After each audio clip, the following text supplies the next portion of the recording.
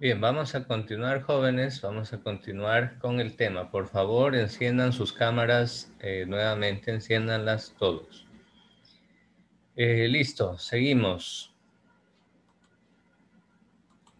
Entonces, jóvenes, todo esto tiene que ver con la diversidad cultural, que es algo bellísimo y hay que respetar en todo lugar donde encontremos esa diversidad.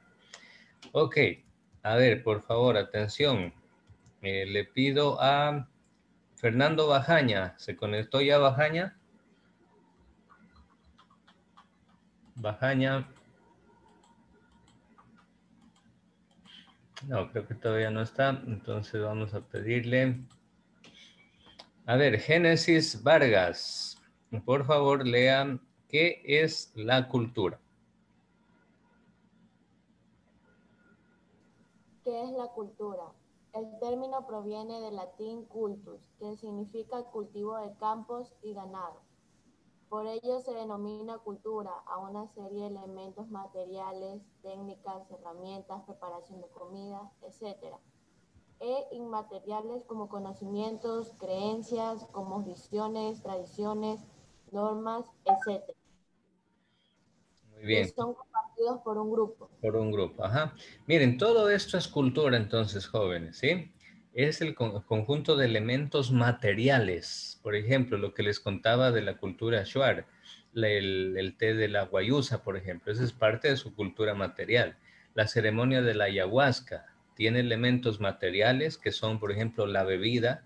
Y jóvenes, por ejemplo, los shuaras para hacer la ceremonia de la ayahuasca, ellos permanecen en ayunas prácticamente todo el día.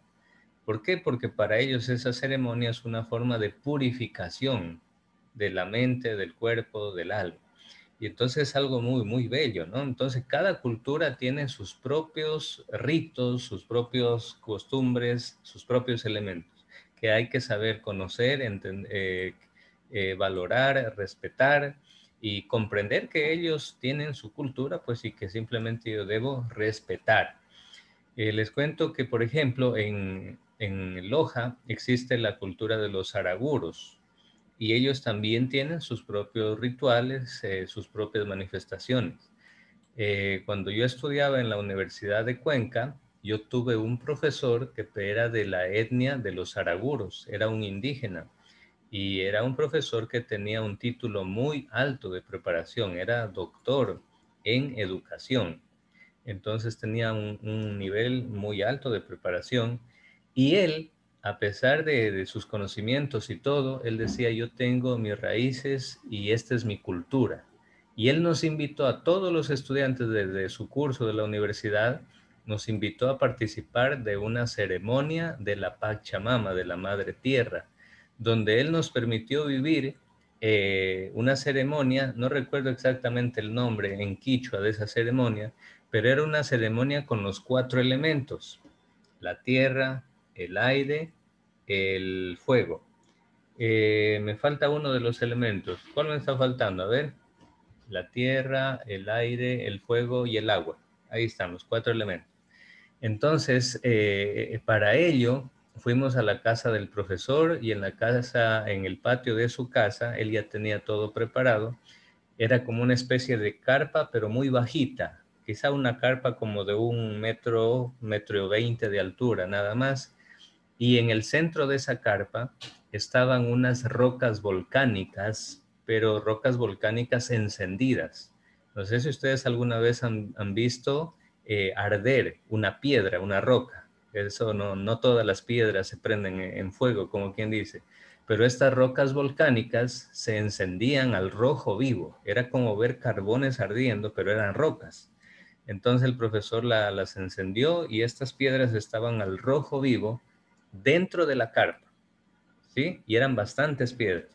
Entonces nosotros ingresamos a la carpa y cuando estábamos dentro, el profesor vertía baldes de agua sobre las rocas que estaban al rojo vivo. El agua se evaporaba enseguida y dentro de la carpa se acumulaba todo el vapor.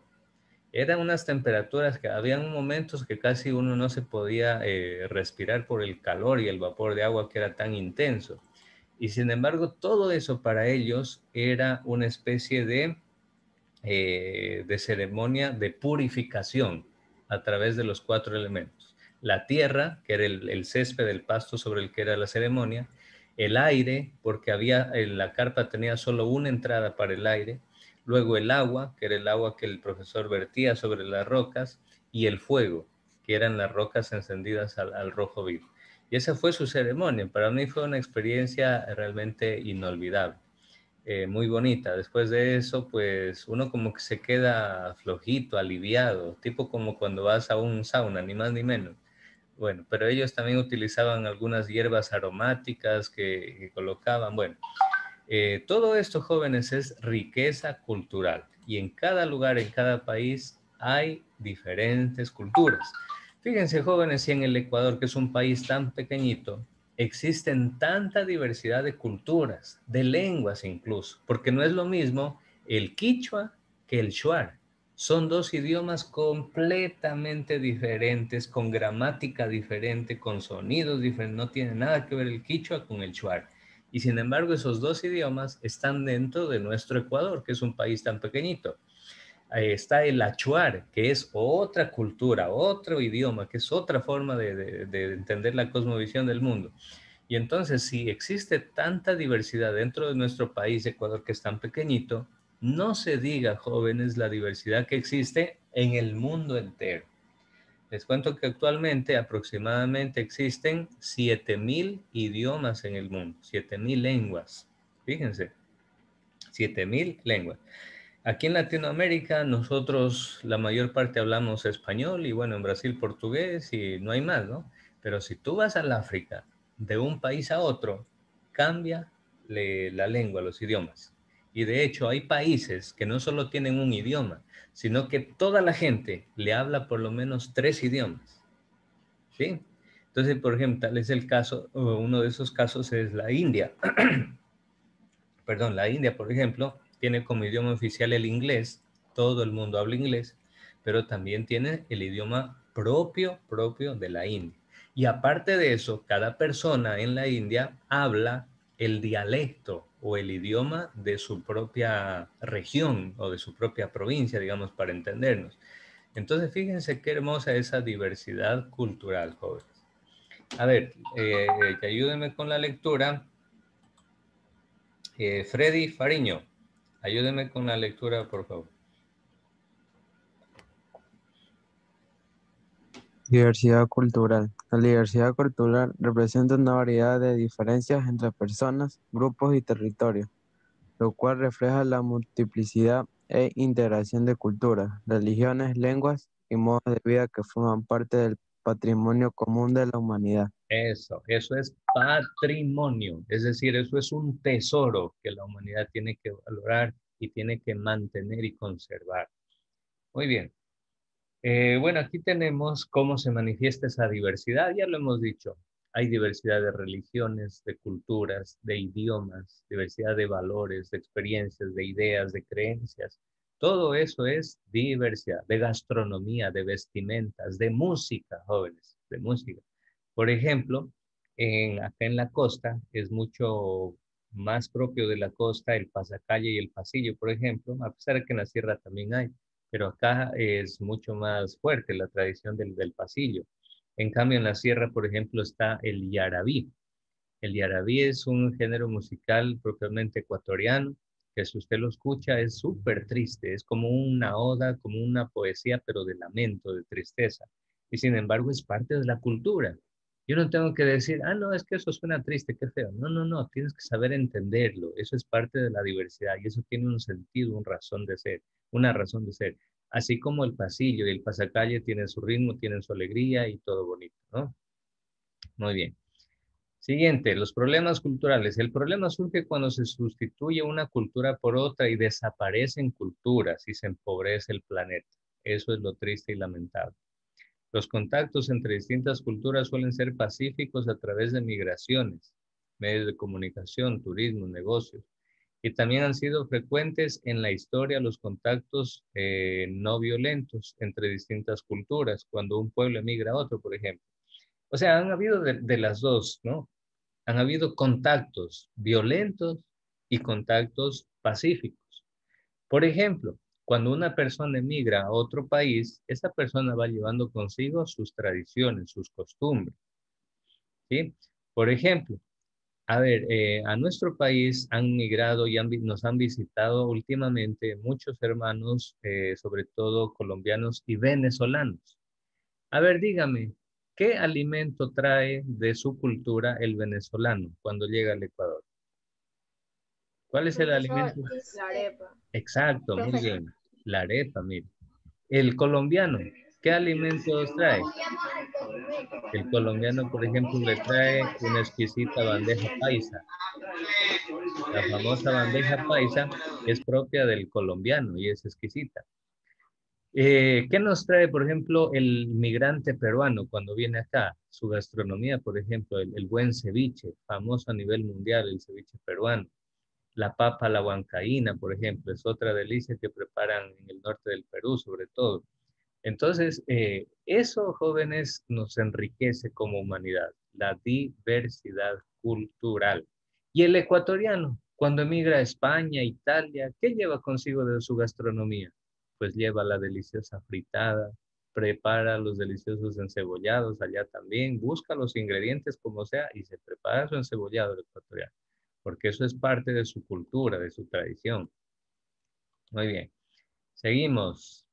Eh, profe, digan, a ver, Victoria Coveña, lea por favor el desafío que impone el concepto de diversidad. El desafío que impone hoy en el concepto